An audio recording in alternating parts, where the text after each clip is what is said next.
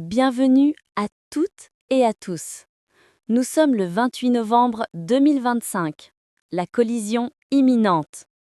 Nous sommes face à une situation fascinante, chargée d'une électricité palpable à l'approche du 28 novembre 2025. Ce n'est pas juste une date de plus, c'est le point de rencontre brutale entre deux mondes parallèles. La ferveur religieuse. Une communauté portée par des espoirs de valorisation qui défient l'entendement.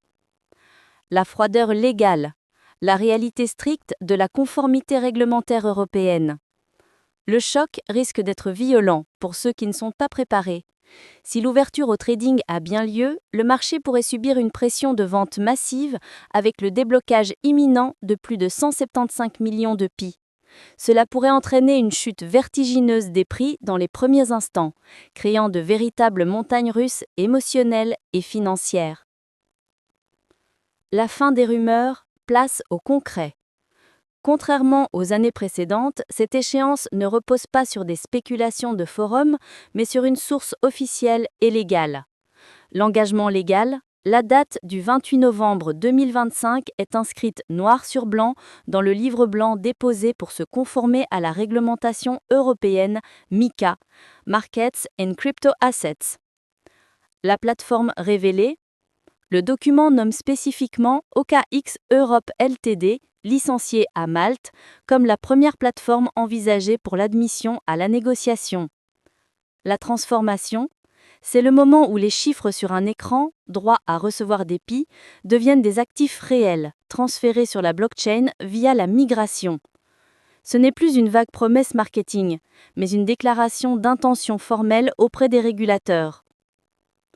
Le mystère du prix et l'économie de terrain. La grande question qui alimente tous les fantasmes est celle du « combien ». Le mythe du GCV. La communauté rêve d'une valeur de consensus globale de 314 159 000 $, un chiffre symbolique basé sur la constante mathématique pi. La réalité du marché. Ce chiffre n'apparaît nulle part dans les documents officiels. Actuellement, les promesses de vente, IOU, s'échangent plutôt autour de quelques dizaines de centimes, 25-30 cents. La découverte du prix. Le 28 novembre ne sera pas une révélation magique, mais le début d'un processus chaotique de press discovery. Découverte du prix, une immense enchère mondiale entre vendeurs pressés et acheteurs croyants. Pourtant, une économie réelle existe déjà. Au Nigeria, au Vietnam ou en Chine, des transactions pair à pair ont lieu pour des biens réels, téléphone, nourriture, voiture. Paradoxalement, utiliser le PI pour de petits achats comme un café ne le dévalue pas, mais renforce sa vélocité et donc sa valeur à long terme, prouvant son utilité au-delà de la spéculation. Stratégie et avenir. Pour naviguer dans cette période charnière, l'action immédiate et la vision à long terme sont cruciales. La checklist du pionnier, immédiat. Priorité absolue, compléter le KYC, vérification d'identité. Sans cela, aucune migration n'est possible. Sécurité. Activer la passkey et vérifier son adresse email dans l'application pour potentiellement prioriser son compte. Entraînement. Utiliser le testnet défini pour apprendre à manipuler la finance décentralisée avant de risquer de vrais jetons. La vision long terme. Ne soyez pas le gars aux pizzas qui a dépensé 10 000 bitcoins pour 2 pizzas en 2010. L'objectif n'est pas de vendre tout immédiatement face à la volatilité, mais de soutenir l'écosystème avec de petites transactions tout en conservant ses actifs. L'enjeu final dépasse le prix. Le marché financier va-t-il valider l'utilité du PI ou cannibaliser le projet par la spéculation ? Il y a une certaine électricité dans l'air, vous ne trouvez pas ? En tout cas, dans une partie du monde de la crypto. On peut le dire, oui. Il y a une date qui est absolument sur toutes les lèvres, dans tous les groupes de discussion, le 28 novembre. Exactement. Pour des millions de personnes engagées dans le projet Pi Network, cette date, elle est chargée d'espoir, de rumeurs et d'une attente presque insoutenable. Notre mission aujourd'hui, ça va être simple, faire le tri. On va essayer de séparer les faits, le concret, des fantasmes parfois un peu fous. Et pour ça, on a du lourd. Ah oui, on a une pile de sources assez uniques, des analyses techniques bien sûr, des retours de la communauté, mais surtout, et c'est ça qui change tout, des documents très officiels, déposés auprès de l'Union européenne. On va donc essayer de comprendre ce qui se prépare, vraiment. Et c'est un exercice, je pense, qui est absolument nécessaire. Parce qu'on est face à une situation fascinante. D'un côté, on a la froideur de la conformité réglementaire, des documents légaux, qui, eux, ne laissent pas de place à l'interprétation. Le noir sur blanc. Voilà. Et de l'autre, on a une ferveur communautaire. C'est presque religieux, avec des espoirs de valorisation qui défient l'entendement. Et la collision de ces deux mondes, c'est pour bientôt. C'est l'enjeu des prochains jours. Et au centre de tout ça, il y a un événement technique qui est crucial, et on va beaucoup en parler, la fameuse deuxième migration de masse vers le mainnet. Parfaitement posé. Alors, commençons par le début, si vous voulez bien. Cette fameuse date, le 28 novembre. On a l'habitude des rumeurs dans l'écosystème Pi, ça fait des années que ça dure. Ah oui, le mainnet ouvert arrive bientôt. Grande annonce le mois prochain. On connaît la chanson. C'est ça. Qu'est-ce qui rend cette date si différente, Sam? Pourquoi est-ce que cette fois, tout le monde semble y croire si fort? C'est la bonne question. Et la réponse tient à un mot, la source. La différence, c'est la source. Cette fois, ça ne vient pas d'un modérateur sur un chat Discord ou, je ne sais pas, d'une vidéo YouTube un peu obscure. D'accord. Non, la date du 28 novembre, elle est écrite noir sur blanc dans un document officiel, le livre blanc du Pi Network. Mais attention, pas n'importe lequel. Celui qui a été spécifiquement rédigé et déposé pour se conformer exactement la toute nouvelle et très stricte réglementation MiCA, l'acronyme pour Markets in Crypto Assets. MiCA, oui, on en entend beaucoup parler. C'est le nouveau cadre qui est censé mettre un peu d'ordre dans le Far West des cryptos en Europe. Le fait que Pi s'y soumette, c'est déjà un signal fort, non? C'est plus qu'un signal, c'est un acte engageant. Et dans ce document, à la section F9, il y a une phrase qui a littéralement mis le feu aux poudres. Je vous la cite. Je vous en prie. Date de début de l'offre au public ou de l'admission à la négociation, 2025, 11-28. Il faut bien mesurer le poids de ces mots. Oui, ce n'est pas anodin. Dans un cadre légal comme MiCA, on ne peut pas écrire ça à la légère. Ce n'est pas une vague promesse marketing. C'est une déclaration d'intention formelle auprès des régulateurs. Et ça change absolument tout par rapport aux rumeurs qu'on a pu connaître. Admission à la négociation. Les mots sont importants, en effet. Une date, c'est une chose, mais ça reste un peu abstrait si on ne sait pas où. Est-ce que ce document va plus loin? Est-ce qu'il nomme des plateformes ou ça reste dans le vague? Il va beaucoup plus loin, et c'est ça qui donne une crédibilité immense à cette date. Le document nomme spécifiquement la première plateforme envisagée pour cette admission. Et c'est? OKCoin Europe Ltd. La plupart des gens la connaissent sous son nom commercial OKX Europe. Ah oui, OKX. Ce n'est pas un petit acteur du tout. Exactement. Et surtout, attention, ce n'est pas n'importe quelle branche d'OKX, c'est leur entité européenne, celle qui est licenciée à Malte et qui est l'une des très rares plateformes à être aujourd'hui entièrement conforme au cadre MiCA. D'accord, donc si on récapitule, on a une date, le 28 novembre. On a un lieu potentiel, une bourse d'échange majeure et régulée en Europe. Le tout inscrit dans un document légal. Voilà. On n'est plus du tout dans la spéculation de comptoir. D'accord, donc le quand et le où semblent se préciser de manière assez sérieuse. Mais ça nous amène inévitablement à la question qui brûle toutes les lèvres, la question qui alimente tous les fantasmes. Le combien ? Le combien. On ne peut pas parler de Pi sans évoquer ce chiffre. Il est presque mythique. La valeur de consensus global, la GCV, de 314 159 $, c'est un chiffre qui fait rêver des millions de pionniers. D'où est-ce que ça sort, ce nombre complètement fou? C'est un pur produit de la culture communautaire de Pi. C'est un clin d'œil direct à la constante mathématique pi, qui commence par 3,14159. D'accord, c'est un mème à la base. Ça a commencé comme une blague, un mème, oui, et c'est devenu un véritable cri de ralliement. C'est un symbole d'espoir, une façon pour la communauté de s'auto-persuader de la valeur future du projet. Certains l'utilisent même symboliquement pour lister des produits dans l'écosystème fermé. C'est presque une croyance, en fait, un acte de foi collectif. C'est exactement ça. Le problème, c'est que la foi, ça ne fait pas le prix sur un marché financier. Et si on retourne à notre fameux document MiCA, le contraste est violent. Vous avez cherché, j'imagine. Évidemment, le chiffre de 314 159 $ n'apparaît nulle part. Zéro mention. Jamais.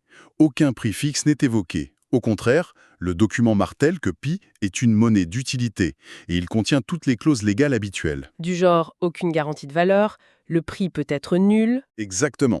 L'équipe se protège légalement de toute promesse de prix. C'est très clair. Donc en fait, on a deux mondes parallèles qui sont sur le point d'entrer en collision. D'un côté, le monde de la communauté qui rêve d'un prix à 6 chiffres, et de l'autre, la réalité des marchés, où on voit des IOU, des sortes de promesses de prix qui s'échangent pour, quoi, quelques dizaines de centimes. Oui, 25, 30 centres, dépend des jours, sur des plateformes non officielles. Le fossé est abyssal. Et comment ça peut se résoudre ça, le 28 ? C'est là que le choc risque d'être brutal pour beaucoup de monde. Si la négociation commence comme prévu le 28 novembre, ce ne sera pas le jour de la révélation d'un prix magique. Ce sera le tout premier jour d'un processus long, chaotique, qu'on appelle la découverte du prix, le price discovery. Une sorte de mise aux enchères géante. C'est une bonne image, une immense vente aux enchères mondiale qui commence. Le prix de départ ne voudra rien dire. La seule chose qui comptera, c'est la confrontation. D'un côté, la pression des vendeurs, ceux qui voudront encaisser leurs gains après des années d'attente. De l'autre, la pression des acheteurs, ceux qui croiront au futur. Et la valeur réelle sera l'équilibre entre les deux. La valeur réelle de Picé sera le point d'équilibre entre ces deux forces. Et personne, je dis bien personne, ne peut prédire où il se situera. D'accord. Donc si le but immédiat de l'équipe n'est pas d'atteindre ce prix fantaisiste, alors sur quoi ont-ils vraiment travaillé pendant tout ce temps ? Qu'est-ce qui, concrètement, dans la technologie, nous amène à ce point critique du 28 novembre ? Alors, le travail en coulisses, il est colossal et les sources nous permettent de reconstituer un peu les pièces du puzzle. Il y a plusieurs avancées majeures qui se sont enchaînées. La première, qui a été le plus grand obstacle pendant des années, c'est la vérification d'identité, le fameux KYC. Ah, le KYC, le cauchemar de beaucoup de monde. C'était un goulot d'étranglement monstrueux. L'introduction récente d'un système de vérification assisté par IA, par intelligence artificielle, a complètement changé la donne.